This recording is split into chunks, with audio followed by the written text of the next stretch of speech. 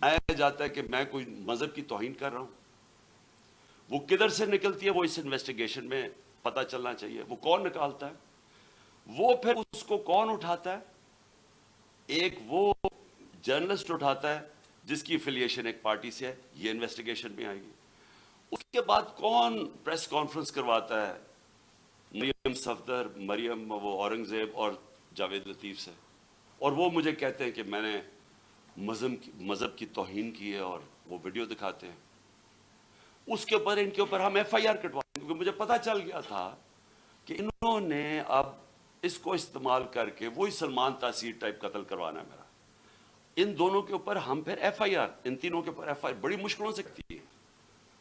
اس کے بعد میں پبلک میں جا کے جلسوں میں اور انٹرویوز میں بتاتا ہوں کہ ان کی سازش کیا ہے, انہوں نے کس طرح استعمال کرنا ہے یہ ایک دینی انتہا پسند, اس نے جنوب میں آ کے مار دیا کیونکہ میں نے مذہب کی توہین کی.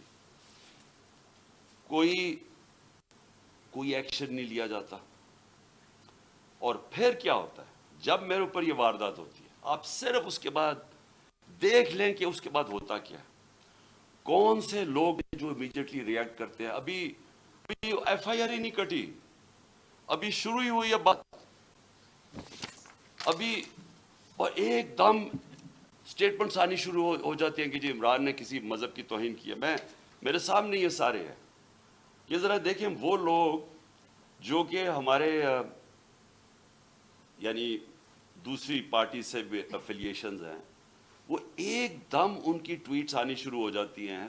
یعنی ابھی کوئی انویسٹیگیشن نہیں ہوتا اور وہ سارے یہی کہتے ہیں کہ ایک انتہا پسند نے کیا. ایک 6:01 پہ ایک ٹویٹ آتی ہے, وہ جس نے سب سے پہلے میرے اوپر یہ ساری کیمپین شروع کرتا ہے مذہب کی توہین, وقار ستی, وہ 6:02 پہ اس کی مرتضیٰ سرنگی کی 2 منٹ پہ ٹویٹ آتی ہے, حامد میر کی 6:03 پہ آتی ہے, جیو نیوز کی 6:04 پہ آتی ہے, سما 6 بجے اس کی بھی 6:04. اس کے بعد یہ ہوتا کیسے ہے؟ وہ لوگ جو ایک دم ریئیکٹ کرتے ہیں جو کہ ایک سکرپٹ کے اوپر چل رہے ہیں. نہیں, اس کے علاوہ کیا ہوتا ہے؟